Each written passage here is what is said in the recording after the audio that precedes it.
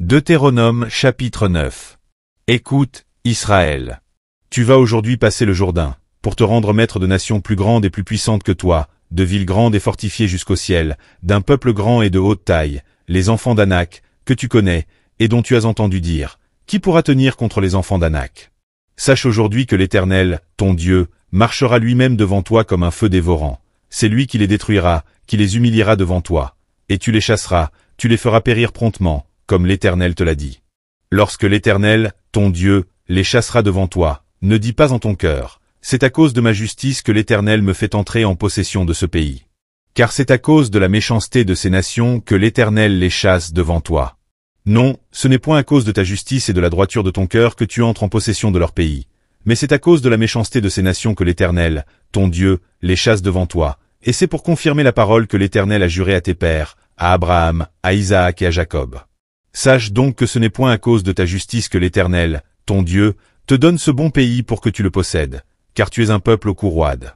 Souviens-toi, n'oublie pas de quelle manière tu as excité la colère de l'Éternel, ton Dieu, dans le désert.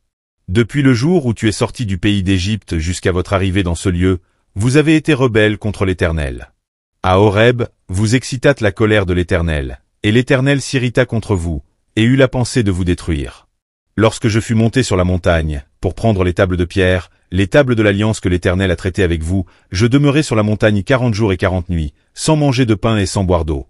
Et l'Éternel me donna les 2 tables de pierre écrites du doigt de Dieu, et contenant toutes les paroles que l'Éternel vous avait dites sur la montagne, du milieu du feu, le jour de l'assemblée.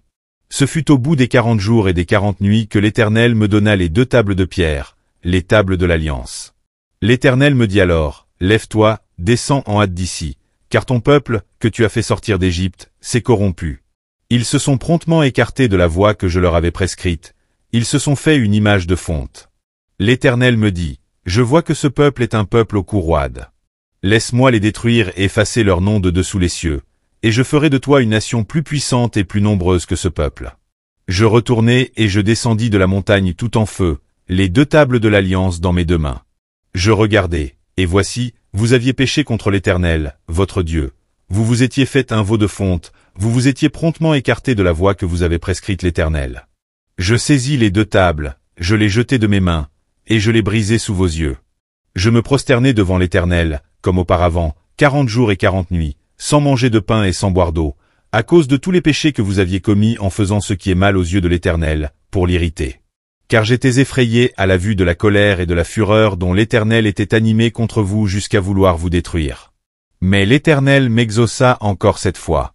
L'Éternel était aussi très irrité contre Aaron, qu'il voulait faire périr, et pour qui j'intercédais encore dans ce temps-là. Je pris le veau que vous aviez fait, ce produit de votre péché, je le brûlai au feu, je le broyai jusqu'à ce qu'il fût réduit en poudre, et je jetai cette poudre dans le torrent qui descend de la montagne. À Tabéhéra, à Massa, et à Kibroth-Hattaava, vous excitâtes la colère de l'Éternel. Et lorsque l'Éternel vous envoya à Kadès-Barnéa, en disant, montez, et prenez possession du pays que je vous donne. Vous fûtes rebelles à l'ordre de l'Éternel, votre Dieu, vous n'eûtes point foi en lui, et vous n'obéîtes point à sa voix. Vous avez été rebelles contre l'Éternel depuis que je vous connais.